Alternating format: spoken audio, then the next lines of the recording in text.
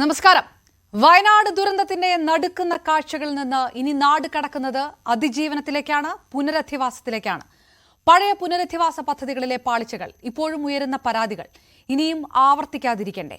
Rebuild വയനാടിലേക്ക് സർക്കാർ കടക്കുമ്പോൾ എങ്ങനെയാകണം ആ പുനരധിവാസത്തിന്റെ ബ്ലൂ പ്രിന്റ് എന്ന് വിദഗ്ധരും തദ്ദേശ ഭരണ നേതൃത്വങ്ങളും കണക്ക് കൂട്ടുന്നത് എങ്ങനെയാണ്? ആ നിർദ്ദേശങ്ങളിലൂടെ കടന്നുപോകുകയാണ് ഇനിയുള്ള ഒരു മണിക്കൂർ.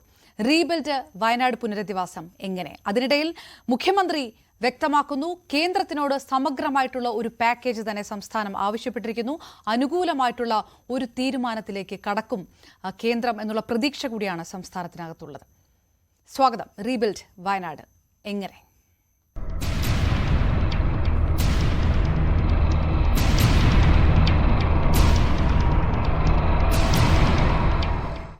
നമുക്കൊപ്പം ചേരുന്നു ഡോക്ടർ വി സുഭാഷ് ചന്ദ്രബോസ്, ഭൗമശാസ്ത്ര വിദഗ്ധൻ. വയനാട് ജില്ലാ പഞ്ചായത്ത് പ്രസിഡന്റ് ഷംഷാദ് മരക്കാരും ചേരും. റിട്ടയർഡ് ഹൈഡ്രോഗ്രാഫർ ഡോക്ടർ സതീഷ് ഗോപിയും നമുക്കൊപ്പം. ഒപ്പം വയനാട്ടിൽ നിന്നുള്ള പരിസ്ഥിതി പ്രവർത്തകൻ N Badusha, Bathery saint Mary's college അധ്യാപകൻ ശ്രീജിത്ത് ശിവരാമൻ എന്നിവരെയും നമ്മൾ ഈ ചർച്ചയിൽ പ്രതീക്ഷിക്കുന്നു. ആദ്യം ഡോക്ടർ വി സുഭാഷ് ചന്ദ്രബോസ്, ഇപ്പോഴിതാ മുഖ്യമന്ത്രി തന്നെ വ്യക്തമാക്കുന്നത് ഒരു സമഗ്രമായിട്ടുള്ളൊരു പാക്കേജിനെ കുറിച്ചാണ്. നമ്മൾ ദിവസങ്ങളായിട്ട് പറഞ്ഞുകൊണ്ടിരിക്കുന്നത് ഇനി അതിജീവനത്തിന്റെ സമയം വരുമ്പോൾ, ഇനി ഒരു പുനരധിവാസത്തിലേക്ക് വരുമ്പോൾ എവിടെയാണ് വീഴ്ച ഉണ്ടാകാണ്ടിരിക്കേണ്ടത്, എത്രത്തോളം ഫുൾ പ്രൂഫ് ആക്കിക്കൊണ്ടുള്ള ഒരു പാക്കേജ് ആയിരിക്കണം വേണ്ടത്, എത്രത്തോളം കസ്റ്റമൈസ്ഡ് ആക്കണം എന്നുള്ളതാണ്. കേന്ദ്രം തന്നെ അങ്ങനെ ഒരു പാക്കേജ് നൽകണം എന്നുള്ളൊരു ആവശ്യം സംസ്ഥാനം മുന്നോട്ട് വയ്ക്കുകയും അത് അനുകൂലമാകുമെന്നുള്ളൊരു പ്രതീക്ഷയിൽ നിൽക്കുന്ന ഒരു മിനിറ്റിൽ കൂടിയാണല്ലോ നമ്മൾ ഈ ചർച്ചയിലേക്ക് കടക്കുന്നത്. അതുകൊണ്ട് തന്നെ പ്രധാനപ്പെട്ട നിർദ്ദേശങ്ങൾ എന്തെല്ലാം എന്ന് വേണം നമ്മൾ കരുതാൻ അങ്ങനെ ഒരു റീബിൽഡ് വയനാട്ടിലേക്ക് കേരളം കടക്കുമ്പോൾ? കേരളത്തിൽ ഇപ്പോൾ ഒരു ദുരന്തമുണ്ടായി, ഇനിയും ധാരാളം ദുരന്തങ്ങൾ വരുന്നൊരു നാടായി ഇത് മാറിക്കൊണ്ടിരിക്കുന്നു, വരാതിരിക്കട്ടെ. അപ്പോൾ ഇനി പുതിയ കേരളത്തെക്കുറിച്ചാണ് നാം ചിന്തിക്കുന്നത്. അങ്ങനെ ചിന്തിക്കുമ്പോൾ രണ്ട് തരത്തിലുള്ള പ്രദേശങ്ങളെ നമ്മൾ ഐഡൻറ്റിഫൈ ചെയ്യണം. ഒന്ന്, ഹിൽ ഏരിയ ഡെവലപ്മെൻറ്റ് ഇനി എങ്ങനെ വേണം? പശ്ചിമഘട്ട മലനിരകളിലെ ഒരു 100-200ഓളം 150-150ഓളം പഞ്ചായത്തുകളിലെ ഹിൽ ഏരിയ ഡെവലപ്മെൻറ്റ് എങ്ങനെ വേണം? കോസ്റ്റൽ ഏരിയ ഡെവലപ്മെൻറ്റ് എങ്ങനെ വേണം? ഇത് രണ്ടും നമ്മളിപ്പോൾ ചിന്തിക്കേണ്ടതാണ്. ഇപ്പോൾ കോസ്റ്റൽ ഏരിയ ഡെവലപ്മെൻറ്റിൽ വലിയ സുനാമി ഒരുപാട് പ്രശ്നങ്ങളുണ്ടായപ്പോൾ ആ കാലത്ത് നടന്നൊരു ചർച്ചയാണ് മത്സ്യത്തൊഴിലാളികളെ മാറ്റിപ്പാർപ്പിക്കണം. അന്ന് വലിയ വിവാദവും തർക്കവും ബഹളവും ഒക്കെ ഉണ്ടായെങ്കിലും ഇന്നത് കുറേശ്ശെ കടൽ തീരത്ത് നിന്ന് കടൽ തീരത്ത് നിന്ന് മാറി താമസിക്കുന്ന സ്ഥിതിയിലേക്ക് അവർ വന്നിട്ടുണ്ട്, പുനർഗേഹം പോലുള്ള പദ്ധതികളിലൂടെ. മലനാട് പ്രദേശത്താണ് ഇപ്പോൾ ഉരുൾപൊട്ടലുണ്ടായത്. എന്നോട് ചോദിച്ചത് വയനാട് എങ്ങനെ വേണമെന്നാണ്. തീർച്ചയായിട്ടും ഞാൻ പറയുന്നു, കേരളത്തിൽ തമിഴ്നാട് പോലെയോ കേരളത്തിൻ്റെ സെറ്റിൽമെൻറ്റ് പാറ്റേൺ എന്ന് പറയുന്നത് മറ്റ് സ്റ്റേറ്റിൽ നിന്ന് വ്യത്യസ്തമാണ്. നമ്മൾ സ്കാറ്റേഡ് ആയിട്ടാണ്, ഡിസ്പേഴ്സ്ഡ് സെറ്റിൽമെൻറ്റ് പാറ്റേൺ. ഞങ്ങൾ ഹ്യൂമൻ ജോഗ്രഫിയിലൊക്കെ പറയുമ്പോൾ ഡിസ്പേഴ്സ്ഡ് ആയിട്ടുള്ള സ്കാറ്റേഡ് ആയിട്ടുള്ള സെറ്റിൽമെൻറ്റാണ്. വലിയ വസ്തു അതിനകത്തൊരു വീട്, പിന്നെ കുറേ വസ്തു അതിനകത്ത് വീട്. ഈ പാറ്റേൺ മാറേണ്ട സമയമായി കേരളത്തിൽ. മറ്റേ ക്ലസ്റ്റർ പ്ലാറ്റേണിലേക്ക് നമ്മൾ പോകണം കേരളം. അത് അവിടെ മാത്രമല്ല, കേരളമാകെ അങ്ങനെ പോകണം ചിന്തിക്കുമ്പോൾ കേൾക്കുമ്പോൾ നമുക്ക് പെട്ടെന്നൊരു സങ്കടമൊക്കെ തോന്നും. അല്ലെങ്കിൽ അതെങ്ങനെ ഒന്നിച്ച് പല വീടുകളിൽ കഴിഞ്ഞിരുന്നവർ, പല ലാൻഡിൽ കഴിഞ്ഞിരുന്നവർ ഒരിടത്ത് വന്ന് താമസിക്കും എങ്ങനെ എന്നൊക്കെയുള്ള ചോദ്യം വരാം. പക്ഷേ നമുക്ക് അങ്ങനെ ചിന്തിക്കേണ്ടതുണ്ട്. ഫ്ലാറ്റിലേക്ക് നമ്മൾ താമസിക്കുന്നുണ്ടല്ലോ, വില്ലകളിലൊക്കെ താമസിക്കുന്നുണ്ടല്ലോ, അങ്ങനെ നമുക്ക് ചിന്തിക്കേണ്ടി വരും. അപ്പോൾ തീർച്ചയായിട്ടും വയനാട് ജില്ലയെ തന്നെ ഒന്നായി കണ്ടുകൊണ്ട് 2-3 മേഖലകളായി, ജിയോ ക്ലൈമാറ്റിക് സോണുകളായി അതിനെ തിരിച്ച് അതിലേറ്റവും സുരക്ഷിതമായ ആളുകൾക്ക് താമസിക്കാൻ പറ്റുന്ന സ്ഥലം, സുരക്ഷിതമായി കൃഷി ചെയ്യാൻ പറ്റുന്ന സ്ഥലം, അത്ര സുരക്ഷിതമല്ലാത്ത സ്ഥലം, ഒന്നും ചെയ്തുകൂടാത്ത സ്ഥലം എന്ന് പറഞ്ഞാൽ സ്റ്റീപ്പ് സ്ലോപ്പൊക്കെ ഉള്ള ഒന്നും ചെയ്തുകൂടാത്ത, മനുഷ്യൻ്റെ ഇടപെടൽ ആവശ്യമില്ലാത്ത സ്ഥലം, അല്ലെങ്കിൽ ചെയ്തുകൂടാത്ത സ്ഥലം, ഇങ്ങനെ വേർതിരിച്ച് കണ്ടുകൊണ്ട് ഏറ്റവും അനുയോജ്യമായ സ്ഥലത്ത് ആളുകളെ ക്ലസ്റ്റർ ഫോമിൽ തന്നെ താമസിക്കണം. അതിന് ടൗൺഷിപ്പ് എന്നോ വില്ലേജ് എന്നോ ഹാപ്പി ലാൻഡ് എന്നോ ഹാപ്പി വില്ലേജ് എന്നോ ആനന്ദ ഗ്രാമം എന്നോ ആളുകൾക്ക് ഇഷ്ടമുള്ള പേരൊക്കെ ഇടാം. കാരണം ഇനിയിപ്പോൾ എന്തായാലും മരിച്ചവർ വെച്ചിട്ട് നമ്മളിപ്പം ജീവിച്ചിരിക്കുന്നവർ സന്തോഷിച്ച് ജീവിക്കാൻ പാടില്ലെന്ന് നമുക്ക് പറയാൻ പാടില്ല. അവർ സന്തോഷിച്ച് ജീവിക്കണം. കാര്യം മരിച്ചവർ എന്ന് മരണം നമ്മുടെ മുന്നിലൊരു യാഥാർത്ഥ്യമാണ്. നമ്മളെല്ലാവരും മരിച്ചു പോകുമല്ലോ, യാഥാർത്ഥ്യമാണ്. അപ്പോൾ അതുകൊണ്ട് അവർ ജീവിച്ചിരിക്കുന്നവർ വളരെ സന്തോഷത്തോടെ ജീവിക്കുന്ന ഒരു ഹാപ്പി വില്ലേജ് അല്ലെങ്കിൽ ഹാപ്പി ഗ്രാമം സൃഷ്ടിക്കണം. അവിടെ പഴയകാല അനുഭവങ്ങളിൽ നിന്ന് മാറിക്കൊണ്ടുള്ള പരിപാടിയായിരിക്കണം. അതിനൊരു സെപ്പറേറ്റ് മിഷൻ ആവശ്യമുണ്ട്, ഫുൾ ടൈം ഓഫീസ് ആവശ്യമുണ്ട്. എല്ലാ ഡിപ്പാർട്ട്മെൻറ്റുകളും സാധാരണ നമ്മൾ ചെയ്യുന്ന രീതി, വില്ലേജ് ഓഫീസ് മുതൽ എല്ലാ ഡിപ്പാർട്ട്മെൻറ്റുകളും അവരൊരു പ്രോജക്റ്റുകൾ തയ്യാറാക്കി അതെല്ലാം അവിടെ കുത്തിക്കെട്ടി ഒറ്റ പ്രോജക്റ്റാക്കി കൊടുത്ത് പൈസ വരുമ്പോൾ എല്ലാവർക്കും വീതിച്ച് കൊടുക്കുന്ന രീതിയുണ്ട്. അത് വയനാട് ആവർത്തിക്കരുത്, ദയവായി ചെയ്യരുത്. ഒറ്റ മിഷൻ ഓഫീസിലായിരിക്കണം ഇതെല്ലാം കോർഡിനേറ്റ് ചെയ്യപ്പെടേണ്ടത്. സന്നദ്ധ സംഘടനയായാലും സാമൂഹിക സംഘടനയായാലും രാഷ്ട്രീയ സംഘടനയായാലും സർക്കാരായാലും കേന്ദ്ര സർക്കാരായാലും പഞ്ചായത്തായാലും ആരായാലും ആ മിഷൻ്റെ കോർഡിനേറ്റ് ചെയ്തുകൊണ്ടുള്ള ഒറ്റ ബ്ലൂ പ്രിൻറ്റിനകത്തായിരിക്കണം ഇതെല്ലാം നടക്കേണ്ടത്.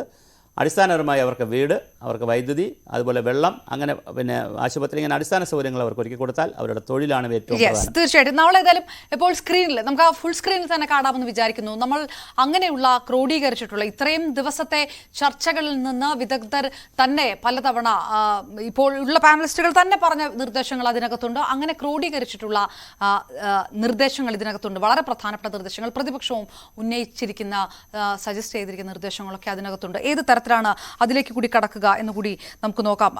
ഡോക്ടർ സതീഷ് ഗോപി, ഏറ്റവും പ്രധാനമായിട്ട് ഒരു ജനറലായിട്ട് എങ്ങനെയാണ് നമ്മൾ കണക്കാക്കേണ്ടത് എന്ന് പറയുന്നു. എനിക്ക് തോന്നുന്നു നമ്മുടെ ഒരു സമയം ക്രമം അനുസരിച്ച് നമുക്ക് കുറച്ചും കൂടെ വളരെ ഒരു ചെറിയ അങ്ങനെ ഓരോ പോയിന്റായിട്ട് കേന്ദ്രീകരിച്ച് പോകുന്നതാകും നല്ലതെന്ന് തോന്നുന്നു. നേരത്തെ ജില്ലാ പഞ്ചായത്ത് പ്രസിഡന്റ് ഒരിക്കൽ നമ്മുടെ ചർച്ചയിൽ പറയുകയുണ്ടായി, അടിയന്തരമായിട്ടുള്ള ധനസഹായമാണ് ആദ്യം നൽകേണ്ടത് എന്ന് പറയുകയുണ്ടായി. ഈ ക്യാമ്പുകൾ കഴിയുന്ന കുടുംബങ്ങൾക്കൊക്കെ ധനസഹായം അനുവദിക്കാനുള്ള ഒരു നടപടിയിലേക്ക് കടക്കണം. ആരുടെ കയ്യിലും ഈ പണം എന്ന് പറയുന്നത്, ഈ ക്രയവിക്രയം തീരെ നടത്താൻ കഴിയാത്തൊരു സാഹചര്യം, ക്യാമ്പുകളിലുള്ളവർക്ക് സാധനങ്ങൾ കിട്ടുന്നു, പക്ഷേ ഒരു 10 രൂപ പോലും കയ്യിലെടുക്കാൻ കഴിയാത്തൊരു സാഹചര്യമുണ്ട്. ആ തരത്തിലുള്ള പ്രതികരണങ്ങളൊക്കെ വരുന്നൊരു സാഹചര്യമുണ്ട് എന്നുള്ളത്. അപ്പോൾ അത് ആണോ വളരെ പെട്ടെന്ന് നടത്തേണ്ട ഒരു നിർദ്ദേശം? ഓരോ നിർദ്ദേശമായിട്ട് നമുക്ക് സംസാരിച്ചു പോകാമല്ലോ. ഇവിടെ ദുരിതാശ്വാസ ക്യാമ്പുകൾ അതിലെത്ര ഫാമിലി ഇപ്പോഴുണ്ട് എന്നുള്ളത് വ്യക്തമായ രൂപത്തിൽ പറഞ്ഞു. 733 കുടുംബങ്ങൾ, ഏകദേശം 1942 പേർ ക്യാമ്പുകളിൽ കഴിയുന്നു എന്ന് പറഞ്ഞു. ഇവരെ എത്രയും പെട്ടെന്ന് വീടുകളിലേക്ക് മാറ്റിപ്പാർപ്പിക്കുക, അത് ഒരു പ്രധാനപ്പെട്ട കാര്യമെന്ന് പറയുന്നത് വളരെ ഒരു മാനസിക ആഘാതം നേരിട്ട ഒരു ജനസമൂഹമാണ്. എന്നിട്ട് ഇവരെ സാധാരണ നിലയിലോട്ട് ഇവരുടെ ജീവിതം തിരിച്ചു കൊണ്ടുവരാൻ വേണ്ടിയിട്ടുള്ള കാര്യങ്ങൾ അടിയന്തരമായിട്ട് നമ്മുടെ സർക്കാർ, അതാത് സർക്കാരുകൾ അത് ചെയ്യേണ്ടതാണ്. അതാണ് ഏറ്റവും പ്രാധാന്യമേറിയത്. അതെല്ലാം നമ്മൾ ഉൾപ്പെടുത്തും. ഞാനൊന്ന് ഇടപെടുന്നതിൽ ക്ഷമിക്കണം. ഞാൻ അതിൻ്റെ ഒരു പ്രയോറിറ്റി ഇതാണ് ചോദിക്കുന്നത്. തുടക്കത്തിൽ ഏറ്റവും ആദ്യം ഇപ്പോൾ ക്യാമ്പുകളിൽ നിന്ന് ഈ സർക്കാർ തന്നെ പറഞ്ഞു 91 സർക്കാർ ക്വാർട്ടേഴ്സുകളിലടക്കം മാറ്റുകയാണെന്ന് പറയുമ്പോൾ അതിന് മുമ്പായി, ഈ മാറ്റപ്പെടുന്നതിന് മുൻപായി തന്നെ ഒരു അടിയന്തര ധനസഹായം ഇവർക്ക് പ്രഖ്യാപിക്കേണ്ട ഒരു സാഹചര്യമില്ലേ? അടിയന്തര ധനസഹായം പ്രഖ്യാപിക്കേണ്ടതുണ്ട്. ധനം എന്ന് പറയുന്നത് അവർ സർവ്വതും നഷ്ടപ്പെട്ട ഒരു സമൂഹമാണ്. ധനസഹായം അനുവദിക്കേണ്ടതുണ്ട്. ഈ ധനസഹായത്തെക്കാളും ഇപ്പോഴും ഇമ്പോർട്ടൻ്റ് എന്ന് പറയുന്നത് അവർക്ക് വേണ്ടുന്ന മെഡിക്കൽ ഫെസിലിറ്റി കൊടുക്കുക, അവരുടെ മാനസിക നില തിരിച്ചു കൊണ്ടുവരിക, പിന്നെ അവർക്ക് മാറി താമസിക്കാനുള്ള സ്ഥലം കണ്ടെത്തുക. അതിനോടൊപ്പം തന്നെ ഈ കുട്ടികളുണ്ട്, ഈ കുട്ടികളുടെ വിദ്യാഭ്യാസം, ഈ ക്യാമ്പിൽ നിൽക്കുമ്പോൾ അവരുടെ കുട്ടികളുടെ വിദ്യാഭ്യാസം, അതിനെക്കുറിച്ചുള്ളൊരു ചോദ്യം ഉയരുന്നുണ്ട്. അതുപോലെ തന്നെ ജീവനോപാധി നഷ്ടപ്പെട്ടവർക്ക് ജീവനോപാധി തിരിച്ചു കൊണ്ടുവരണം. അപ്പം നമ്മളിപ്പോൾ ഫിനാൻഷ്യലി ഇവരെ ഇപ്പോൾ പിന്നീട് ഹെൽപ്പ് ചെയ്യുകയാണെങ്കിൽ ഹെൽപ്പ് ചെയ്യണമെന്നേ ഞാൻ പറയുള്ളൂ. പക്ഷേ അതിനേക്കാൾ ഉപരി എത്രയും പെട്ടെന്ന് അവരെ പ്രയോറിറ്റി 1 അവർക്ക് വേണ്ടിയിട്ടുള്ള മെഡിക്കൽ ഫെസിലിറ്റി ആദ്യം കൊടുക്കുക. 2 ഓരോ ഫാമിലിയെയും പുനരധിവസിപ്പിക്കുക. ഇപ്പോൾ പുനരധിവസിപ്പിക്കുന്നത് ഗവൺമെൻറ് ക്വാർട്ടേഴ്സിലും അതുപോലെയുള്ള കാര്യങ്ങളും ആവുമ്പോൾ എത്രയും പെട്ടെന്നൊരു ടൗൺഷിപ്പ്, ഇപ്പോൾ സുഭാഷ് ചന്ദ്രബോസ് സാറ് പറഞ്ഞതുപോലെ തന്നെ സോണിംഗ് നടത്തി ഏറ്റവും സേഫായിട്ടുള്ള സോണിൽ അവർക്കൊരു ടൗൺഷിപ്പ് ഉണ്ടാക്കി എല്ലാവരെയും അതിൽ അധിവസിപ്പിക്കുക. അതിനുള്ള ഒരുക്കങ്ങൾ ഗവൺമെൻറ് എത്രയും പെട്ടെന്ന് ചെയ്യുക. അവിടെ എനിക്കൊരു സംശയമുള്ളത്, ഇതിനു മുമ്പ് നടന്ന ദുരന്തങ്ങൾ, അതായത് ഇതിനു മുമ്പ് പുത്തുമലയിൽ നടന്ന ദുരന്തം, അതിനു മുമ്പ് ഓഖി ദുരന്തം, അതിനുശേഷം വന്ന വെള്ളപ്പൊക്ക ദുരന്തം, ഇതിലൊക്കെ ഉള്ളവർക്ക് പുനരധിവാസം കൃത്യമായിട്ട് നടന്നിട്ടില്ല എന്നുള്ളൊരു ആക്ഷേപം ഉയരുമ്പോൾ തന്നെ ഇപ്പോഴത്തെ പുനരധിവാസം പിന്നീട് എന്താ പറയുന്നത്, മാതൃകാ പുനരധിവാസമാകുമോ എന്നുള്ള ചോദ്യം നമ്മുടെ മുമ്പിൽ ചോദ്യചിഹ്നമായിട്ട് നിൽക്കുന്നു. ആ പുനരധിവാസം കൃത്യമായിട്ട് തന്നെ ചെയ്യേണ്ടതുണ്ട്. അടിവരയിട്ട് പറയട്ടെ, അത് ഏറ്റവും അത്യാവശ്യമാണ്. അതുപോലെ തന്നെ പിന്നീട് ഇപ്പോൾ പുനരധിവാസത്തിന് സർക്കാർ അടിയന്തര നടപടികൾ എന്തൊക്കെ സ്വീകരിച്ചു, ഒന്നൊന്നായിട്ട് നമുക്ക് കാര്യങ്ങൾ അറിയേണ്ടതുണ്ട്. സ്ഥലം കണ്ടെത്തിയോ, പിന്നീട് പിന്നീട് ഇപ്പോൾ സുഭാഷ് ചന്ദ്രബോസ് സാർ പറഞ്ഞതുപോലെ സ്ഥലം കണ്ടെത്തിയോ, സേഫായിട്ടുള്ളൊരു സോൺ കണ്ടെത്തിയോ, ആ സോണിൽ എത്ര കുടുംബങ്ങളെ മാറ്റിപ്പാർപ്പിക്കാം, ആ സോണിൽ എത്ര കെട്ടിടങ്ങൾ നമുക്ക് പരിസ്ഥിതിക്ക് ഒരു പ്രശ്നവുമില്ലാതെ നമുക്ക് പണിതുയർത്താം, അങ്ങനെ ഒരു ടൗൺഷിപ്പ് ഉണ്ടാക്കിയാൽ എല്ലാ മേഖലയിലേക്കും റോഡ് കണക്ടിവിറ്റി, ബാക്കിയുള്ള കണക്ടിവിറ്റീസൊക്കെ ഉണ്ടാകുമോ, ഭൂമിയിൽ ഇപ്പോൾ ഉണ്ടായ ഈ ദുരന്തത്തിൻ്റെ പാടുകൾ മുഴുവൻ മായ്ച്ച് ഭൂമി പഴയ രീതിയിലേക്ക് ആക്കാൻ പറ്റുമോ എന്ന് ഓരോന്ന് ക്വസ്റ്റ്യൻ 1, 2, 3 ആയിട്ട് നമ്മുടെ മുന്നിലെത്തുന്നു. ഇതൊക്കെയാണ് ഇപ്പോൾ ഈ ഒരു 4ാം ഘട്ടത്തിൽ നമ്മൾ നോക്കേണ്ടത്. അപ്പോൾ ഇപ്പോൾ ഗവൺമെൻറ് ഓരോരോ പാക്കേജ് പറയുന്നുണ്ട്. ആ പാക്കേജിന് ആവശ്യമായിട്ടുള്ള തുക ഗവൺമെൻറ്റിന് കണ്ടെത്താൻ കഴിഞ്ഞോ? ഇത് കൃത്യമായിട്ടുള്ള ഒരു ചോദ്യമാണ്. അതായത് കണ്ടെത്താൻ കഴിഞ്ഞാലേ ആ പാക്കേജ് നടപ്പിലാക്കാനൊക്കെ ഉള്ളൂ.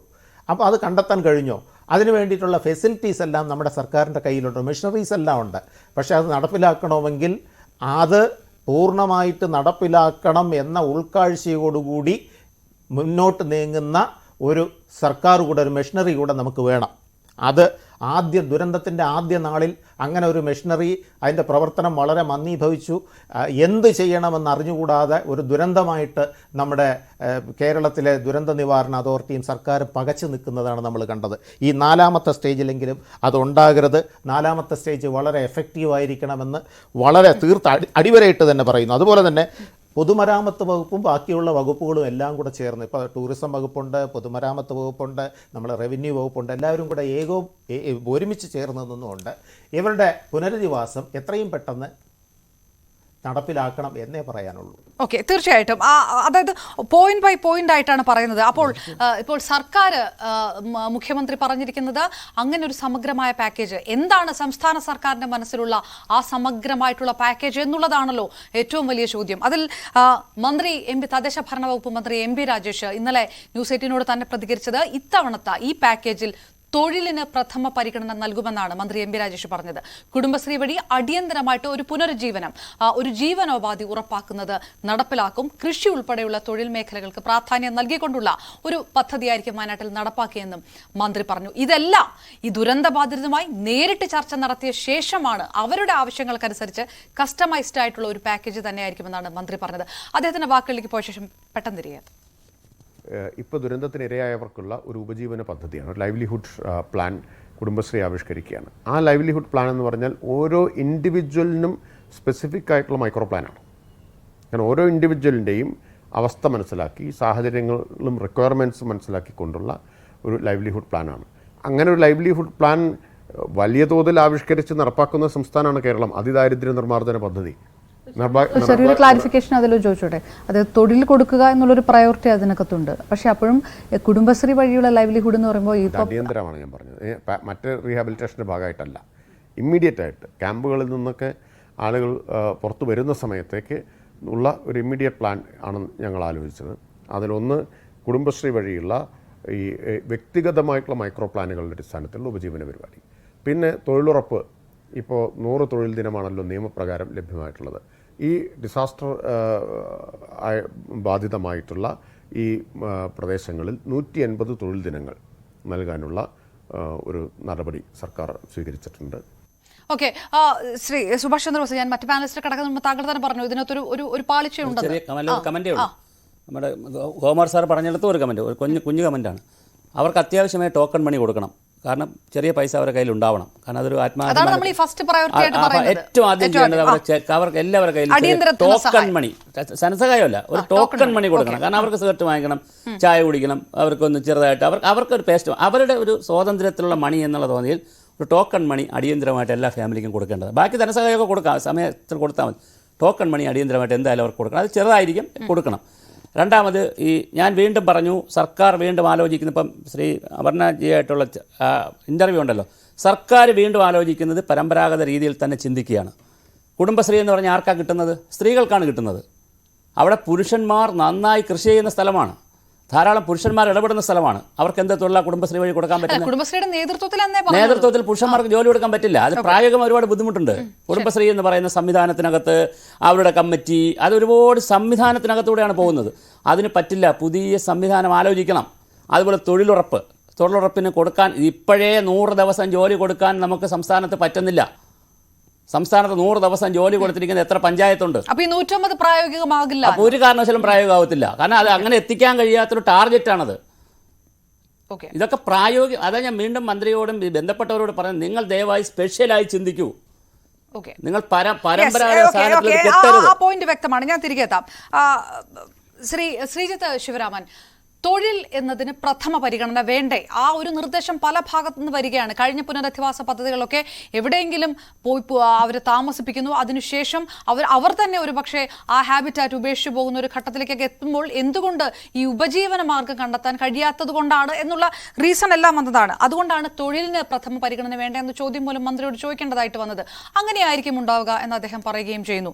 അപ്പോഴും ഈ പറയുന്നത് പോലെ അതിന് ഇപ്പോഴുള്ള സിസ്റ്റത്തെ ആശ്രയിക്കാതെ മറ്റൊരു പുതിയ റീബിൽഡ് വയനാടിന് വേണ്ടി പ്രത്യേക ഒരു തൊഴിൽ പദ്ധതി അല്ലെങ്കിൽ അങ്ങനെ ഒരു ജീവനോപാധി ഉറപ്പാക്കുന്ന ഒരു പദ്ധതി അങ്ങനെ ആലോചിക്കേണ്ട സമയം അതിക്രമിച്ചില്ലേ? സർക്കാർ അത് ചെയ്യുന്നുണ്ട് എന്ന് തോന്നുന്നുണ്ടോ? കേന്ദ്ര സർക്കാർ സമഗ്ര പാക്കേജ് നൽകുമെന്നുള്ളൊരു പ്രതീക്ഷയൊക്കെ പ്രകടമാക്കുമ്പോൾ സംസ്ഥാനം വേണ്ടേ കൃത്യമായിട്ടൊരു ബ്ലൂ പ്രിന്റ് കൊടുക്കാൻ? ഞങ്ങൾക്ക് ഇതാണ് വേണ്ടത്, ഇതടക്കമാണ് വേണ്ടത് എന്ന് സർക്കാർ പറയുന്നുണ്ടാവുമോ? തീർച്ചയായും ഞാനിവിടെ പറയാൻ ശ്രമിക്കുന്ന ഒരു കാര്യം, എനിക്ക് മുൻപേ സംസാരിച്ച ആളുകൾ പറഞ്ഞതുപോലെ കുടുംബശ്രീ വഴി താൽക്കാലികമായ ഒരു ആശ്വാസം എന്ന നിലയിലാണ് സർക്കാർ അതിനെ കാണുന്നത് എന്നാണ് ഞാൻ മനസ്സിലാക്കുന്നത്. നമ്മൾ ഇതിന്റെ ഒരു ചരിത്രപരമായ പശ്ചാത്തലം കൂടി മനസ്സിലാക്കണം എന്ന് ഞാൻ ആഗ്രഹിക്കുകയാണ്.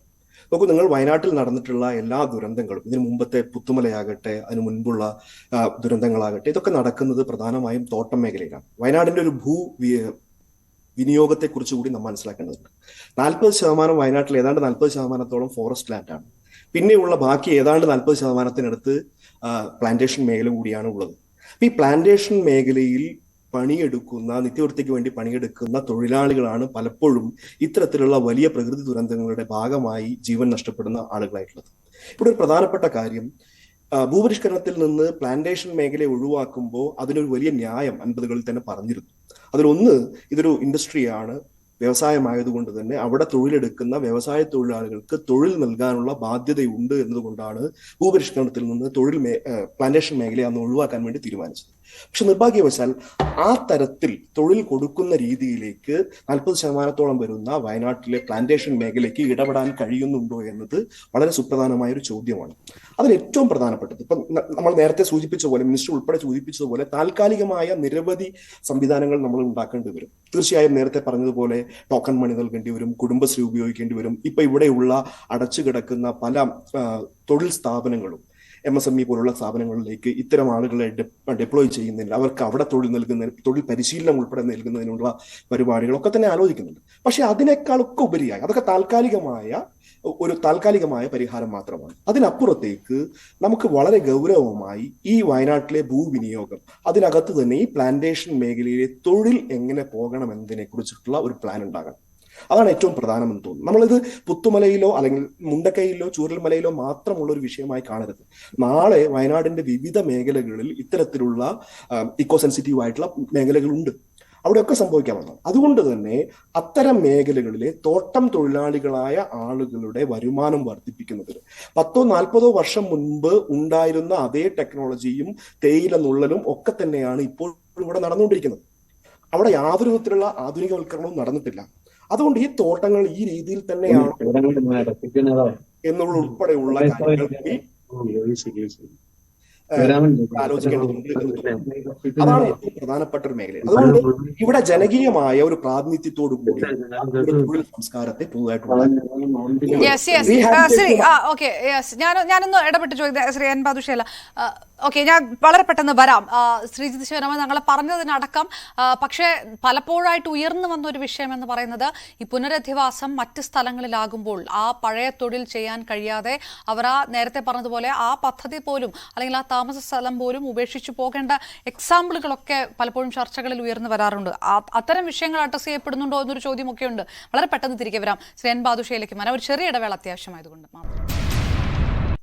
എൻ ബാദുഷ, നമ്മൾ ഓരോ പോയിന്റായിട്ട് സംസാരിക്കുമ്പോഴും പരിസ്ഥിതി നിലനിർത്തിക്കൊണ്ടുള്ള തരത്തിലുള്ള പദ്ധതികളിലേക്ക് കടക്കണം, അല്ലെങ്കിൽ അതായിരിക്കണം വിഭാവനം ചെയ്യേണ്ടത് എന്ന് അഭിപ്രായമുള്ള ആൾ കൂടിയാണ് താങ്കൾ. അപ്പോഴും നമുക്ക് ഈ താൽക്കാലിക പുനരധിവാസം എന്ന് പറയുന്നത് സർക്കാർ ഈ പറയുന്ന പോലുള്ള ചില സജഷൻസ് ഉണ്ടല്ലോ, 91 സർക്കാർ ക്വാർട്ടേഴ്സുകളുണ്ട്, അല്ലെങ്കിൽ വാടക കെട്ടിടങ്ങളുണ്ട്, അങ്ങനെ ഒരു ഘട്ടത്തിലേക്ക് കിടക്കുക. അതിനുശേഷം ശാശ്വതമായിട്ട് ഒരു ടൗൺഷിപ്പ് ഒരുമിച്ചോ അല്ലെങ്കിൽ 2-3 ആയിട്ട് വേർതിരിച്ചുകൊണ്ടുള്ള ഒരു ടൗൺഷിപ്പ്.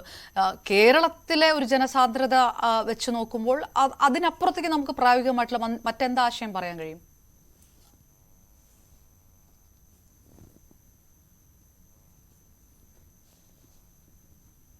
ശ്രീ എൻ ബാദുഷ കേൾക്കുന്നുണ്ടോ?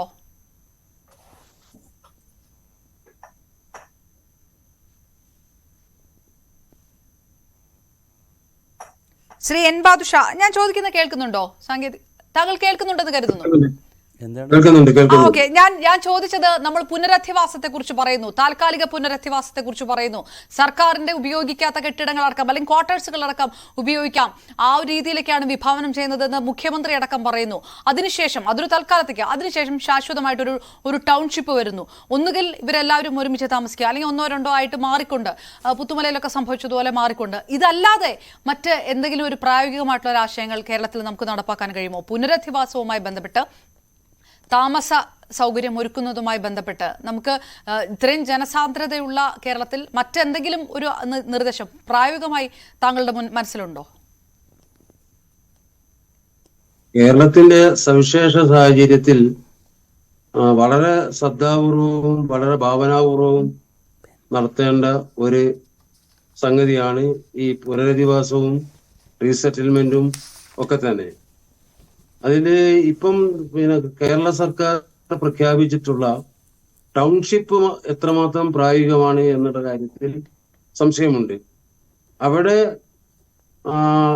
പുനരധിവസിക്കപ്പെട്ട, ഇപ്പൊ നമ്മുടെ പുനരധിവാസ ക്യാമ്പുകളിൽ എത്തിയിട്ടുള്ള ഏതാണ്ട് 400ഓളം കുടുംബങ്ങളുണ്ട്.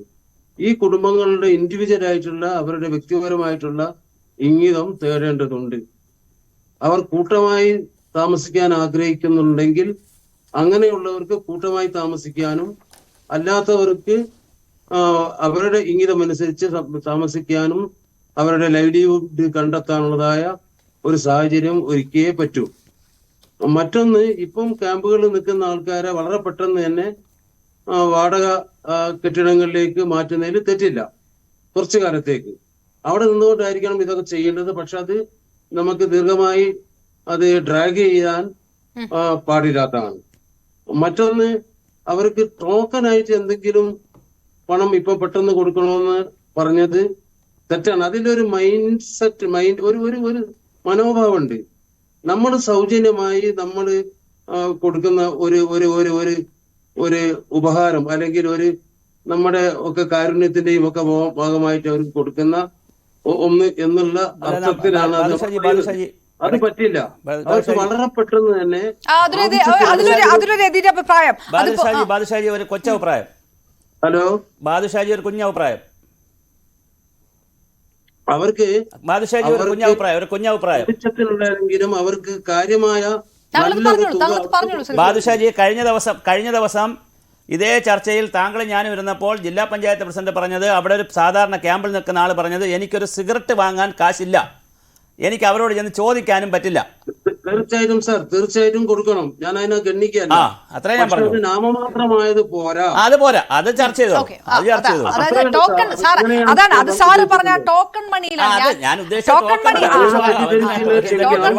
ഞാനത് നാമമാത്രമായി എന്തെങ്കിലും ഒന്ന് കൊടുത്താൽ പോരാ, മറിച്ച് ന്യായമായ രീതിയിലുള്ളതായ ഒരു പണം, അവരൊക്കെ ധാരാളം പണം കൈകാര്യം ചെയ്തവരോ അതല്ലെങ്കിൽ ദൈനംദിന ആവശ്യത്തിനൊക്കെ കുറച്ചൊക്കെ സാമ്പത്തിക കാര്യങ്ങളൊക്കെ ചെയ്തവരായിരിക്കും. അവർക്ക് സാറ് പറഞ്ഞ പോലെ വളരെ പെട്ടെന്നാണെങ്കിൽ ഇന്നോ നാളെയോ സാറ് പറഞ്ഞതുപോലെ ഒരു ചെറിയ തുക കൊടുക്കുകയും വളരെ വൈകാതെ തന്നെ മറ്റൊരു തുക അവർക്ക് കൈമാറുകയും ചെയ്യണം. ഓക്കെ, തീർച്ചയായിട്ടും ഞാൻ തിരികെ എത്താം. ശ്രീ എൻ ബാദുഷ, വളരെ പെട്ടെന്ന് താങ്കളിലേക്ക് വരാം. പരിസ്ഥിതി നിരീക്ഷകൻ കൂടി അഡ്വക്കേറ്റ് ഹരീഷ് വാസ്തവൻ നമുക്കൊപ്പം ചെയ്തു. ഹരീഷ്, റീഹാബിലിറ്റൈസേഷൻ പദ്ധതി സമഗ്രമായിട്ടുള്ള ഒരു പാക്കേജ് കേന്ദ്ര സർക്കാർ നടപ്പാക്കും, ആ പ്രതീക്ഷയാണുള്ളതെന്ന് മുഖ്യമന്ത്രി പറഞ്ഞിട്ട് അരമണിക്കൂർ തികച്ചിട്ടില്ല. ആ രീതിയിലേക്കുള്ള കടക്കുന്നു. അപ്പോഴും എന്താണ് ഈ പാക്കേജിന്റെ ബ്ലൂ പ്രിന്റ് സംസ്ഥാനം ആവശ്യപ്പെട്ടിരിക്കുന്നത് എന്നൊരു ചോദ്യമുണ്ട്.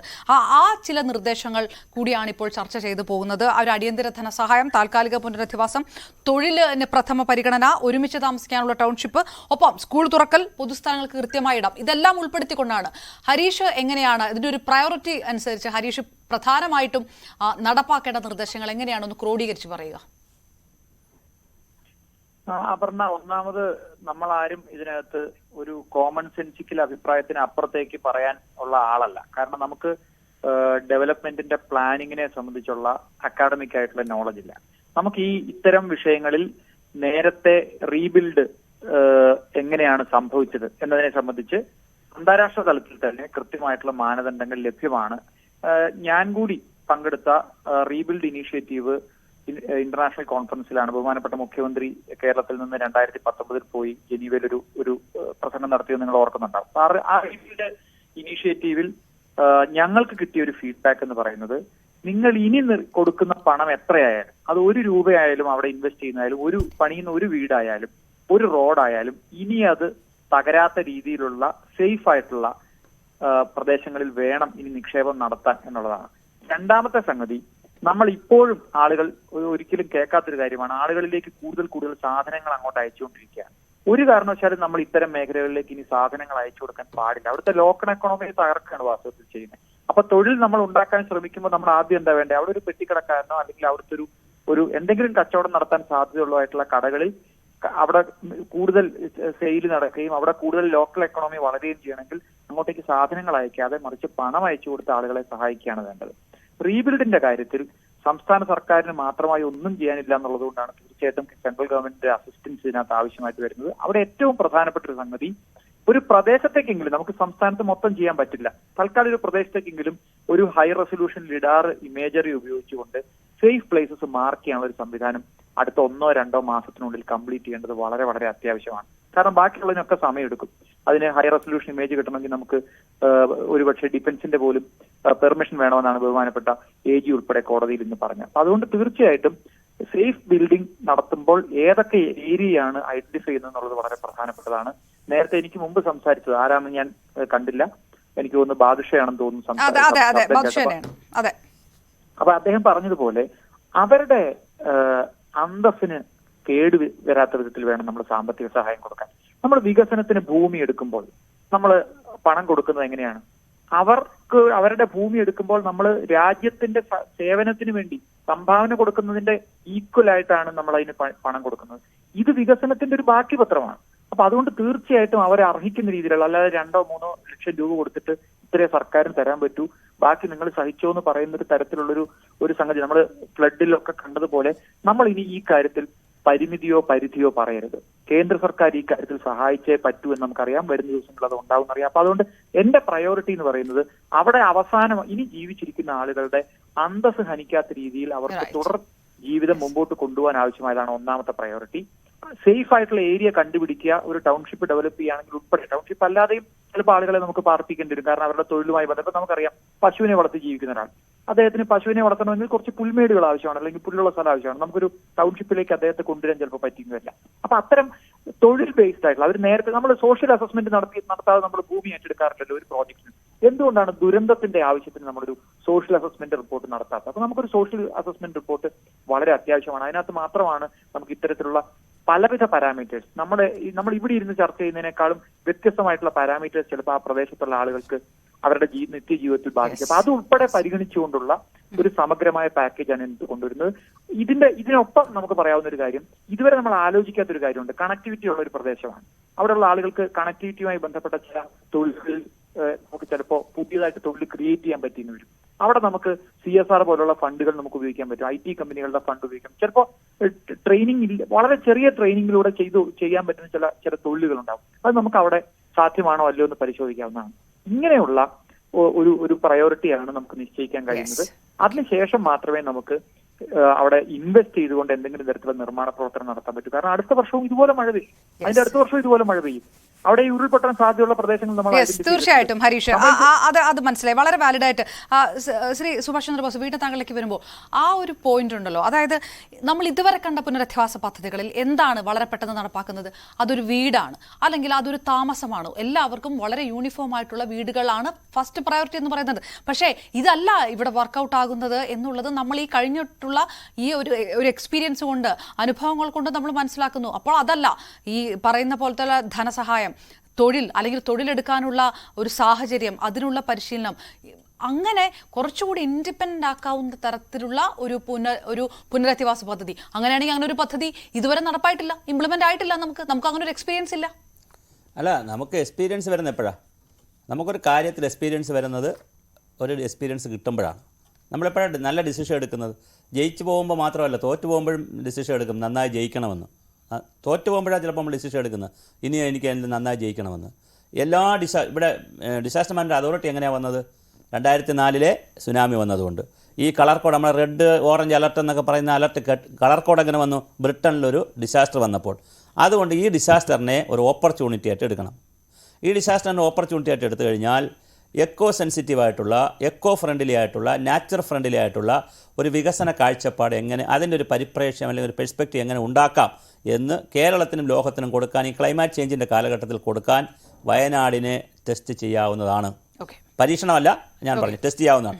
അപ്പോൾ അടിയന്തരമായിട്ട് അവിടുത്തെ ജനങ്ങളെയും കൂടി വിളിച്ചുകൂട്ടി PRA പാർട്ടിസിപ്പേറ്ററി റൂറൽ അപ്രൈസൽ പോലുള്ള ഒരുപാട് ടൂൾസ് ഉണ്ട്. ആ ജനങ്ങളെയും കൂടി വിളിച്ചുകൂട്ടി അവരെയും കൂടി വിശ്വാസത്തിലെടുത്തുകൊണ്ട് ഈ പറഞ്ഞതുപോലെ അവർക്കും കൂടി വിശ്വാസം കിട്ടുന്ന രീതിയിലുള്ള കാര്യങ്ങൾ, ഒരു കാര്യം കൂടി ഞാൻ പറഞ്ഞാൽ പോകാം. ഇപ്പോൾ തൊഴിൽ കൊടുക്കുമെന്ന് പറഞ്ഞു. എന്തിനാണ് ഒരു വീട്ടിൽ ചെറുപ്പക്കാരനുണ്ടെന്ന് അല്ലെങ്കിൽ ചെറുപ്പക്കാരുണ്ടെന്ന് പറയാം, അയാൾ പഠിച്ചു നിൽക്കുന്ന ആളായിരിക്കും. അയാൾ ചിലപ്പോൾ ഇലക്ട്രോണിക്കിലോ അവിടെ ഒരു ഇലക്ട്രോണിക് പാർക്കോ അങ്ങനെ എന്തെങ്കിലും തുടങ്ങിയാൽ ചിലപ്പോൾ അവർക്ക് വേറെ തൊഴിൽ കൊടുക്കാൻ പറ്റും. എന്തിനാണ് വീണ്ടും ഒരു പഴയതുപോലെ മറ്റേ അവരെ അച്ഛനും അമ്മയും തൊഴിൽ ചെയ്യണമെന്ന് നിർബന്ധം പിടിക്കുന്നത്? അപ്പോൾ ആ പ്രയോറിറ്റിയൊക്കെ തീരുമാനിക്കുന്നത് ഇൻ കൺസൾട്ടേഷൻ വിത്ത് അവരുമായി, ജീവിച്ചിരിക്കുന്ന ആളുകളുമായി കൺസൾട്ട് ചെയ്ത് ഓരോ ഫാമിലിയിലും ഏതാളിനാണ് തൊഴിൽ കൊടുക്കേണ്ടത് അതിനനുസരിച്ചുള്ള തൊഴിലുകൾ ഡിസൈൻ ചെയ്യണം. ഒരിക്കലും ചെരുപ്പിനനുസരിച്ച് കാല് മുറിക്കരുത്. അവിടുത്തെ ആളുകളെ വിളിച്ചുകൂട്ടി അവരെയും കൂടി വിശ്വാസത്തിലെടുത്തുകൊണ്ട് ഏറ്റവും സേഫായിട്ടുള്ള സ്ഥലങ്ങളിലെടുത്ത് ഒരു പ്രയോറിറ്റി തയ്യാറാക്കി അത് ഓരോ ഡിപ്പാർട്ട്മെന്റുകളെയും വീണ്ടും ഏൽപ്പിക്കരുത്. ഏൽപ്പിച്ചാൽ അത് വീണ്ടും പരാജയത്തിലേക്ക് തന്നെ പോകും. ഡോക്ടർ സതീഷ് ഗോപി, ഈ ഇപ്പോൾ പറഞ്ഞ അങ്ങനെ ഇപ്പൊ തൊഴിലിന് പ്രഥമ പരിഗണന ഇപ്പോൾ പറഞ്ഞു വരുമ്പോൾ ഈ ഫസ്റ്റ് പ്രയോറിറ്റി എന്ന് പറയുന്നത് അതിലേക്ക് കടക്കുന്ന ഒരു സ്ഥിതി. കാരണം ഈ പുനരധിവാസ പദ്ധതികളൊക്കെ 10 വർഷം കഴിയുമ്പോൾ അല്ലെങ്കിൽ ഒരു 10 മാസം കഴിയുമ്പോൾ എവിടെയൊക്കെ നിന്ന് പോകുന്ന എന്നൊരു സാഹചര്യങ്ങളൊക്കെ പലയിടത്തുമുണ്ട്, അല്ലെങ്കിൽ അതിൽ നിന്ന് ഉയർന്ന പരാതികൾ. അപ്പോൾ അതല്ലാത്ത തരത്തിലുള്ള ഒരു പ്രയോറിറ്റി കൊടുക്കണം. അതിൽ തൊഴിലാണോ ഈ പ്രധാനമായിട്ടും നമ്മൾ ഈ ഉരുത്തിരിഞ്ഞ് വരുമ്പോൾ അതിലേക്കാണോ എത്തേണ്ടത്? തീർച്ചയായും. അതിനു മുമ്പ് മറ്റൊരു കാര്യം പറഞ്ഞോട്ടെ. ഈ ഹൈ റെസൊല്യൂഷൻ മാപ്പിങ്ങിൻ്റെ കാര്യം പറഞ്ഞു ഇവിടെ ശ്രീ വാസുദേവൻ. ഹൈ റെസൊല്യൂഷൻ മാപ്പ് നമുക്കൊരു 12.5 മീറ്റർ ഹൈറ്റിൽ വരുത്തക്ക രീതിയിൽ, അതായത് പിന്നീട് ഉയര വ്യതിയാനം അതൊരു 12.5 മീറ്റർ റെസൊല്യൂഷനിൽ നമുക്ക് സാറ്റലൈറ്റ് ഇമേജറി ഇപ്പോൾ കിട്ടും. അത് കഴിഞ്ഞിട്ട് ആ ഏരിയയിൽ മാത്രം, ദുരന്തബാധിത ഏരിയയിൽ മാത്രം നമ്മൾ ഡ്രോൺ വെച്ചൊരു മാപ്പിംഗ് നടത്തുകയാണെങ്കിൽ നമുക്ക് വളരെ ഹൈ റെസൊല്യൂഷനിലൊരു മാപ്പ് തയ്യാറാക്കിയെടുക്കാൻ പറ്റും. വളരെ പെട്ടെന്ന് പറ്റും ഡ്രോൺ വെച്ചിട്ടുള്ള മാപ്പിംഗ് വരുമ്പോൾ. അപ്പോൾ അങ്ങനെ ഒരു മാപ്പിംഗ് വെച്ചിട്ട് ആ ഏരിയയുടെ മാത്രം മാപ്പ് ഇപ്പം യുദ്ധകാലാടിസ്ഥാനത്തിൽ തയ്യാറാക്കിയാൽ നമുക്ക് ഈ ദുരന്ത മേഖലയിൽ അതിൽ ഏറ്റവും സെൻസിറ്റീവ് അല്ലാത്ത, അതായത് കുഴപ്പമൊന്നും വരാത്ത ഒരു ഏരിയ പെട്ടെന്ന് നമുക്ക് ഐഡൻറ്റിഫൈ ചെയ്യാൻ ഒക്കും. അങ്ങനെ ഐഡൻറ്റിഫൈ ചെയ്ത് അവിടെ ഒരു സെറ്റിൽമെൻറ്റ് ഉണ്ടാക്കണം എന്നുള്ളതാണ് എൻ്റെ ഒന്നാമത്തെ ഒരു സജഷൻ. രണ്ടാമത്തത് തൊഴിൽപരമായിട്ട് ഈ നേരത്തെ പറഞ്ഞതുപോലെ ഈ ദുരന്ത മുഖത്തിൽ നിന്നും രക്ഷപ്പെട്ടവർ വിവിധ മേഖലകളിൽ വർക്ക് ചെയ്യുന്നവരുണ്ട്. തീർച്ചയായിട്ടും അവർക്ക് ആ മേഖലയിൽ തന്നെ വീണ്ടും ഒരു തൊഴിലെന്ന് പറയുന്നത് അസാധ്യമായി വരും. കാരണം ഇപ്പോൾ പിന്നെ ടൂറിസവുമായിട്ട് ബന്ധപ്പെട്ട് കഴിയുന്നവർക്ക് അവിടുത്തെ ആകപ്പാടെയുള്ള ജോഗ്രഫിക്കൽ ഏരിയയിൽ ഇപ്പോൾ ഒരു ഡിസ്റ്റർബൻസ് വന്നതുകൊണ്ട് ഉടനെ തന്നെ ടൂറിസവുമായിട്ട് ബന്ധപ്പെട്ട ആ മേഖലയിൽ വർക്ക് ചെയ്യാൻ ബുദ്ധിമുട്ടായിട്ട് വരും. അപ്പോൾ അതിൽ പിന്നെ ഈ ടൗൺഷിപ്പ് ഉണ്ടാക്കുമ്പോൾ താഴോട്ടുള്ള റോഡ് കണക്ടിവിറ്റി എല്ലാം കൊടുത്തുകൊണ്ട് അതിൻ്റെ താഴ്ഭാഗത്ത്, അതായത് അടുത്ത ടൗൺ സെൻറ്ററിൽ അല്ലെങ്കിൽ അടുത്ത സിറ്റിയിൽ അവർക്ക് തൊഴിൽ കൊടുക്കാൻ പറ്റുന്ന മേഖലകൾ കണ്ടെത്തി അതിൽ വിദ്യാഭ്യാസ യോഗ്യതയുള്ളവർക്ക് അങ്ങനെ ഒരു ഈ ഒരുമിച്ച് താമസിക്കാനുള്ള ടൗൺഷിപ്പ് അപ്പോൾ പ്രായോഗികമാകില്ല. അങ്ങനെയാണ് ആ സജഷനിലേക്കാണ് നമ്മൾ കിടക്കുന്നതെങ്കിൽ അല്ലേ, അത് പ്രാക്ടിക്കൽ ആവില്ല. അല്ല, ഇപ്പോൾ അറ്റ് പ്രസന്റ് ഇപ്പം ഒരുമിച്ച് താമസിക്കാനുള്ള ടൗൺഷിപ്പ്, അതായത് കെട്ടിടം വെച്ച് അവരെ പുനരധിവസിപ്പിക്കുക, അതിലൊരു മാറ്റവും വരുത്താൻ ഒക്കില്ല. പിന്നെ വളരെ എന്താ പറയുന്നത്, പല സ്ഥലത്തുമായിട്ട് അവരെ സെറ്റിൽ ചെയ്യാനും പറ്റില്ല. അപ്പം ഇവിടെ സെറ്റിൽമെൻറ്റ് കൊടുത്തതിന് ശേഷം അതിൽ ക്വാളിഫൈഡ് ആയിട്ടുള്ള ആൾക്കാർക്ക് ഗവൺമെൻറ് തന്നെ മുൻകൈയെടുത്ത് അവർക്ക് തൊട്ടടുത്ത മേഖലകളിൽ അവർക്ക് കിട്ടിയേക്കാവുന്ന എന്താ പറയുന്ന ഒരു തൊഴിൽ രംഗത്ത് അതിനുള്ള ഒരു മുൻഗണന കൊടുത്തുകൊണ്ട് അവർക്ക് ആ തൊഴിൽ കൊടുക്കണമെന്നേ നമുക്ക് സജസ്റ്റ് ചെയ്യാൻ. തീർച്ചയായിട്ടും അങ്ങനെ തുടങ്ങണം. അപ്പോൾ അങ്ങനെ തുടങ്ങുമ്പോൾ ഇതിൽ പിന്നീട് ഗ്രാജുവേറ്റ് ആയിട്ടുള്ള ആൾ കാണും, പോസ്റ്റ് ഗ്രാജുവേറ്റ് ആയിട്ടുള്ള ആൾ കാണും, പ്രൊഫഷണലി ക്വാളിഫൈഡ് ആയിട്ടുള്ള ആൾക്കാർ കാണും. പിന്നെ പിന്നീട് ഞാൻ എൻ്റെ ഒരു സംശയം ചോദിച്ചോട്ടെ, കൂടുതലും അവിടെ കൃഷി ബേസ് ചെയ്തിട്ട് ഉള്ള ആൾക്കാരല്ലേ ഈ പറയുന്ന ഒരു കാര്യം എന്ന് വെച്ചാൽ അതൊരു പരിശീലിപ്പിച്ചെടുക്കലാണ്. പക്ഷെ കൂടുതലും ഇപ്പോൾ ഉണ്ടായിട്ടുള്ള ഇപ്പോൾ ദുരിതാശ്വാസ ക്യാമ്പുകൾ കഴിയുന്നവരുമായി അവരുടെ അങ്ങനെ വിശകലനം ചെയ്യുമ്പോൾ കൂടുതലും കൃഷി ബേസ് ആയിട്ടുള്ള ആൾക്കാരല്ലേ ഉള്ളത്? ഇല്ല, ആൾ ഓഫ് എ സഡൻ വീണ്ടും അവരെ അതേ കൃഷി മേഖലയിൽ കൊണ്ടുപോകാൻ സാധ്യമല്ല. ഇപ്പോൾ തൽക്കാലത്തേക്കെങ്കിലും കുറേ ആൾക്കാരെ നമുക്ക്, പക്ഷെ അവർക്ക് അങ്ങനെ ഒരു പുതിയ മേഖല അവർക്ക് റിലേറ്റ് ചെയ്യാൻ പറ്റുമോ? തീർച്ചയായിട്ടും പറ്റും. കൃഷി എന്ന് പറഞ്ഞാൽ ഡയറക്റ്റ് ഇപ്പോൾ നമുക്കൊരു വിള കൃഷി ചെയ്ത് അതിൻ്റെ ഉൽപ്പന്നം എടുത്ത് മാർക്കറ്റിൽ കൊണ്ടുപോയി വിപണനം നടത്തി അതിൽ നിന്നും ആദായം അതിൻ്റെ ചെറിയ ഷോർട്ട് ഫോം നമുക്ക് എടുക്കാം. ഇപ്പോൾ മറ്റുള്ള മേഖലകളിൽ കൃഷി ചെയ്യുന്നു, ആ കൃഷി ചെയ്യുന്ന ഉൽപ്പന്നം ഇവർക്കൊരു എന്താ പറയുന്ന ഒരു വിപണനം നടത്താനുള്ളൊരു സാധ്യത അവിടെ കൊടുക്കുകയാണെങ്കിൽ ഒരു കട നടത്താനുള്ള സാധ്യത കൊടുക്കുകയാണെങ്കിൽ അതൊരു വരുമാന മാർഗമാവും.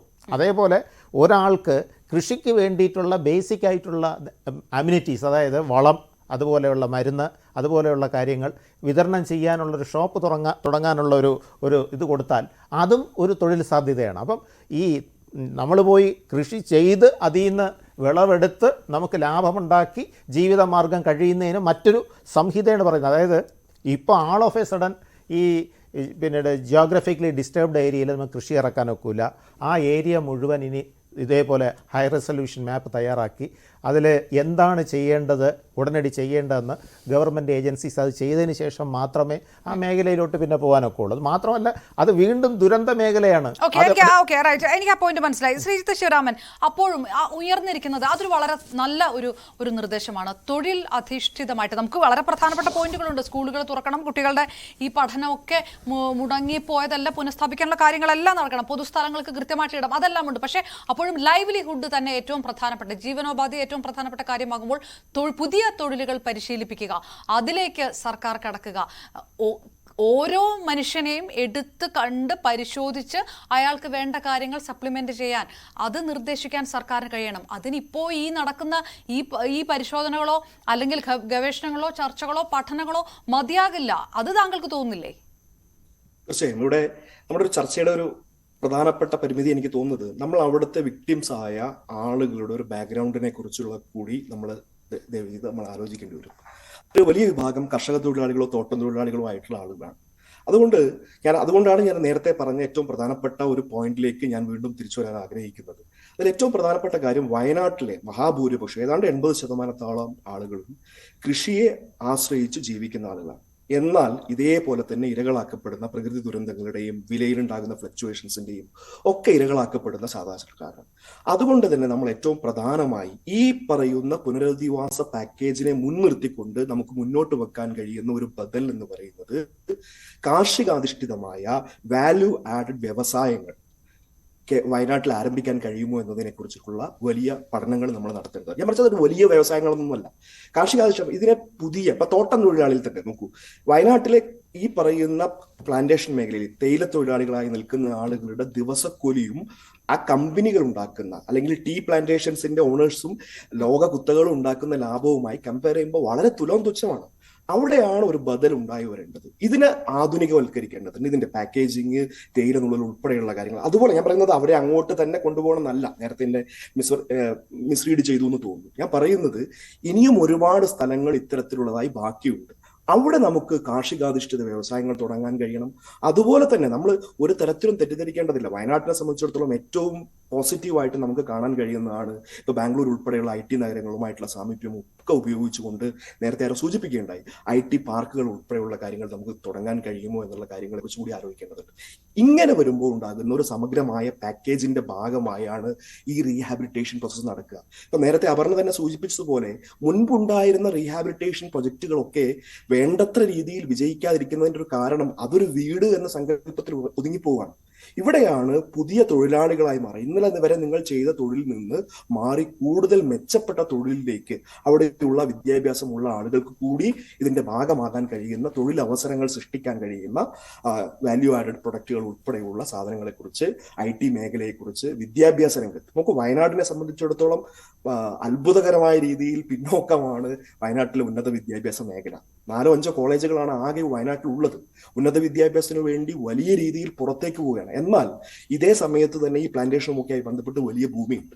നമുക്ക് എന്തുകൊണ്ട് കേരളത്തിന്റെ ഉന്നത വിദ്യാഭ്യാസവുമായി ബന്ധപ്പെട്ട് പ്രധാനപ്പെട്ട ക്യാമ്പസുകൾ ഉൾപ്പെടെ വയനാട്ടിൽ കൊണ്ടുവരുന്നതിനെ കുറിച്ചുള്ള ആലോചനകൾ നടത്താം. സ്വാഭാവികമായും അവിടെ 2 രീതിയിലുള്ള ജനറേഷൻ നടക്കും. ഒന്ന്, വിദ്യാഭ്യാസ രംഗത്ത് വയനാട്ടിന് ഒരു കുതിച്ചുചാട്ടം ഉണ്ടാക്കാൻ കഴിയും. അതോടൊപ്പം തന്നെ അതിന്റെ ഭാഗമായിട്ടുള്ള എംപ്ലോയ്മെന്റ് ജനറേഷൻ. അതുകൊണ്ട് ഞാൻ പറയുന്നത് ഈ റീഹാബിലിറ്റേഷൻ പ്രോസസ്സ് എന്ന് പറയുന്നത് ഇപ്പോൾ അഫക്ട് ചെയ്ത ഫാമിലികൾക്ക് പ്രാധാന്യം കൊടുക്കുന്നതോടൊപ്പം തന്നെ മൊത്തത്തിൽ നാളെ നേരത്തെ ആരോ സൂചിപ്പിച്ചതുപോലെ നാളെ അടുത്ത വർഷവും അതിനടുത്ത വർഷവും ഒക്കെ ആവർത്തിക്കാൻ സാധ്യതയുള്ള ദുരന്തങ്ങൾ നമ്മൾ നോക്കുന്നുണ്ട്.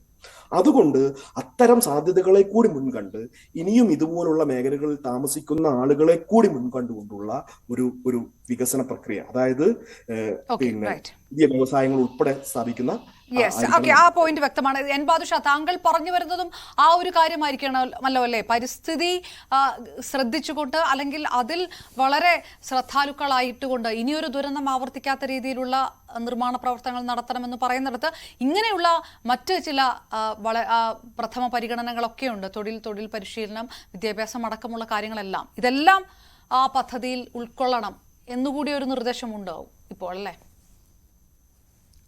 തീർച്ചയായിട്ടും ഉണ്ട്. ശ്രീ സുഭാഷ് ചന്ദ്രബോസ് സാറ് വയനാടിനെ പറ്റി വളരെ സമഗ്രമായി അറിയുകയും പഠിക്കുകയും ചെയ്ത ആളാണ്. അതുകൊണ്ട് തന്നെ അദ്ദേഹം പറഞ്ഞ കാര്യങ്ങളോടൊക്കെ പൊതുവെ എനിക്ക് യോജിപ്പാണുള്ളത്. പക്ഷെ എനിക്കൊരു കാര്യം വീണ്ടും വീണ്ടും പറയാനുള്ളത്, ഇതൊരു ഔദാര്യമല്ല, ഇതൊരു റൈറ്റ് ആണ് എന്നുള്ളത് ആദ്യം നമ്മൾ എത്തണം. സുഭാഷ് ചന്ദ്ര സാറ് തന്നെ കഴിഞ്ഞ ചർച്ചയിൽ പറഞ്ഞതുപോലെ ഒരു മിഷനോ അതല്ലെങ്കിൽ ഒരു അതോറിറ്റിയോ ഉടൻ തന്നെ ഉണ്ടാവണം. അതിലേക്ക് സംഭാവനകൾ, അതിലേക്ക് പണം പൂൾ ചെയ്യണം. പല സംഘടനകളും, ഇപ്പം രാഹുൽ ഗാന്ധി, അതേപോലെ തന്നെ ഒരുപാട് വ്യക്തികളും സംഘടനകളും നൂറുകണക്കിന് വീടുകൾ വാഗ്ദത്തം ചെയ്തിട്ടുണ്ട്. അതെല്ലാം തന്നെ ഈ അതോറിറ്റിയിലേക്ക് വരണം. അതല്ലാതെ മുസ്ലിം ലീഗ് 100 വീട്, അതായത് CPM-ന്റെ ചില പോഷക സംഘടനകൾ, അതെല്ലാം തന്നെ ഈ അതോറിറ്റിയിലേക്ക് പൂൾ ചെയ്ത് വയനാട്ടിലെ ഇന്നത്തെ അവസ്ഥയിൽ ഞാൻ തറപ്പിച്ചും ഉറപ്പിച്ചും പറയുന്നു, വയനാട്ടിലെ ഉന്നതരും ഇടത്തരത്തിലുമായ ഉദ്യോഗസ്ഥ പടയിൽ മഹാഭൂരിപക്ഷവും അഴിമതിക്കാരാണ്. അവർ ഈ പദ്ധതിയെ തകർക്കുക തന്നെ ചെയ്യും. അവർക്ക് അതിനൊരു മനസാക്ഷിക്കുത്തുമില്ല. അതുകൊണ്ട് തന്നെ ശ്രീ സുഭാഷ് ചന്ദ്ര സാറ് പറഞ്ഞതുപോലെ വയനാടിനെ അറിയാവുന്ന സീനിയർ, വയനാടിനോട് പ്രതിബദ്ധതയുള്ള, ജനങ്ങളോട് പ്രതിബദ്ധതയുള്ള സീനിയർ IAS ഓഫീസേഴ്സ് ഉണ്ട്. അവരെയും കേരളത്തിന്റെ പല ഭാഗങ്ങളിൽ നിന്നുമുള്ള സത്യസന്ധരായ ഉദ്യോഗസ്ഥന്മാരെയും കൊണ്ട് വളരെ പെട്ടെന്ന് എനിക്ക് ഇവിടുത്തെ പ്രതിപക്ഷത്തോടും ഭരണപക്ഷത്തോടും അഭ്യർത്ഥിക്കാനുള്ളത്, ഈ അസംബ്ലിയിൽ തന്നെ ഇത്തരത്തിലുള്ളതായ ഒരു നിയമനിർമ്മാണം, അതായത് അവിടുത്തെ വിക്ടിംസിന് ഔദാര്യമല്ല, അവരുടെ എല്ലാം നഷ്ടപ്പെട്ടത് അവരുടെ കുറ്റം കൊണ്ടല്ല, അവർക്ക് മാന്യവും കൃത്യവുമായിട്ടുള്ള മതിയായ കോമ്പൻസേഷൻ അത് ഉറപ്പുവരുത്തണം. അതിനുശേഷമാണ്, അതിനോടൊപ്പമാണ് തൊഴിലവസരങ്ങളും ഒക്കെ വരുന്നത്. വയനാട്ടിലെ 85% ആൾക്കാർ കർഷക വൃത്തിയെ ഉപയോഗിച്ചാണ് ജീവിക്കുന്നത്. എന്നാൽ കഴിഞ്ഞ 10 വർഷത്തെ കണക്കെടുത്ത് നോക്കിയാൽ വയനാട്ടിന്റെ വികസനത്തിന് വരുന്ന പണത്തിന്റെ 90% ഫ്ലോ ചെയ്യുന്നത് ടൂറിസം ഡെവലപ്മെന്റിന് വേണ്ടിയാണ്. ആ ടൂറിസം ആവട്ടെ വയനാടിന്റെ അന്തകനായിരിക്കുന്നു. ഇന്ന് എല്ലാവരും സമ്മതിക്കും. ആ ടൂറിസത്തെ ഇനിയും പ്രോത്സാഹിപ്പിക്കേണ്ട കാര്യമില്ല എന്ന് മാത്രമല്ല, ടൂറിസത്തെ, അൺകൺട്രോൾഡ് ടൂറിസത്തെ നമ്മൾ അകറ്റി നിർത്തുകയും സസ്റ്റെയിൻ ആയിട്ടുള്ള ടൂറിസത്തെ, കൃഷിയെ ഡിപ്പെൻഡ് ചെയ്യുന്ന, കൃഷിയെ പോഷിപ്പിക്കുന്ന, ആദിമനിവാസികൾക്ക് ഗുണം വരുത്തുന്ന ഒരു തീർച്ചയായിട്ടും. ശ്രീ സുഭാഷ് ചന്ദ്ര, നമുക്ക് വളരെ ചുരുങ്ങിയ സമയമുള്ളൂ, 1 മിനിറ്റിനുള്ളിൽ അവസാനിപ്പിക്കുമ്പോൾ നമുക്ക് ചില എക്സ്ട്രീം നിലപാടുകളിലേക്ക് കടക്കാൻ കഴിയാത്ത ഒരു പ്രായോഗിക ബുദ്ധിമുട്ടുകൾ കേരളത്തിൽ, എല്ലാവരും താമസിക്കുന്നത് കോൺക്രീറ്റ് വീടുകളിലാണല്ലോ, അങ്ങനെ ഒരു സാഹചര്യം. പക്ഷേ നമുക്ക് ഈ ദുരന്തങ്ങളിലൂടെ കടന്നു പോകാനും വയ്യ. അത് രണ്ടും ബാലൻസ് ചെയ്തുകൊണ്ടുള്ള ഒരു പഠനം, അത് ആകും എന്നുള്ളൊരു പ്രതീക്ഷയാണല്ലോ എല്ലാവർക്കും ഉണ്ടാകും. അല്ല, നമുക്കത് പ്രായോഗികമാക്കണമെന്നേ. നമ്മൾ പുതിയ കാര്യങ്ങൾ ആലോചിക്കുക, കോപ്പറേറ്റീവ് സൊസൈറ്റി മേഖലയിൽ കാര്യങ്ങൾ ചെയ്യുന്നതിനെ കുറിച്ച് ആലോചിക്കുക, കോപ്പറേറ്റീവ് ഫാമുകളെ കുറിച്ച് ആലോചിക്കുക, അഗ്രികൾച്ചർ കോപ്പറേറ്റീവ് സൊസൈറ്റികൾ ഉണ്ടാക്കുന്ന ആലോചിക്കുക. ഈ സംസ്ഥാനത്തെ ഏറ്റവും സത്യസന്ധരായ, ഈ പ്രകൃതിയോടൊക്കെ ഒരു പാഷനുള്ള ഒരുപാട് ഉദ്യോഗസ്ഥരുണ്ട്. പാദുഷ സാർ പറഞ്ഞ പോലെ ഒരുപാട് വേണം. അവരെ ഈ സ്റ്റേറ്റിൻ്റെ എവിടെ ഉണ്ടെങ്കിലും അവരെ അങ്ങോട്ട് കൊണ്ടുപോകണം. കുറച്ച് പുതിയ ആളുകളെ എടുക്കണം. അങ്ങനെ എടുത്ത് നല്ലൊരു മിഷൻ ടീം അവിടെ വർക്ക് ചെയ്ത് കഴിഞ്ഞാൽ തീർച്ചയായിട്ടും അത് ഈ രാജ്യത്തിനും ലോകത്തിനും മാതൃകയായി ചെയ്യാൻ പറ്റുന്ന ഒരു മിഷൻ പ്രോജക്റ്റ്, ഒരു പുതിയ പ്രോജക്റ്റ് ചെയ്യാൻ കേരള ഗവൺമെന്റ് തയ്യാറാകുമോ എന്നുള്ളതാണ്. തീർച്ചയായിട്ടും. അതിൽ നമുക്ക് ഈ ചുരുങ്ങിയ സമയം കൊണ്ട് പറഞ്ഞു തീർക്കാവുന്ന നിർദ്ദേശമല്ല. നാളെയും നമ്മൾ ഈ വിഷയത്തിലേക്ക് തന്നെ വീണ്ടും എത്തും. ഏതായാലും ഒരു കാര്യം ഉറപ്പാണ്, ഒരു വെറും വീടല്ല പുനരധിവാസ പദ്ധതി എന്ന് കേരളം ഇതുവരെയുള്ള ആ അനുഭവങ്ങൾ കൊണ്ട് വ്യക്തമാക്കിയിട്ടുണ്ട്. തൊഴിൽ പരിശീലനം അടക്കമുള്ള എല്ലാ വാല്യൂ ആഡഡ് കാര്യങ്ങളും അതിനകത്ത് ഉൾപ്പെടുത്തിക്കൊണ്ട് വേണം ആ പുനരധിവാസ പദ്ധതി. അതാണോ സംസ്ഥാനം കേന്ദ്ര സർക്കാരിന് ആവശ്യപ്പെട്ടിരിക്കുന്ന ആ പാക്കേജിനകത്ത് ഉള്ളത് എന്നുകൂടിയാണ് ഇനി ഉറ്റുനോക്കാനുള്ളത്. ഏതായാലും കൂടുതൽ ചർച്ചകൾ ഇതിൽ നടക്കും എന്ന പ്രതീക്ഷയോടുകൂടി തന്നെയാണ് ചർച്ച പൂർണ്ണമാകുന്നത്. പങ്കെടുത്ത എല്ലാവർക്കും നന്ദി. നമസ്കാരം.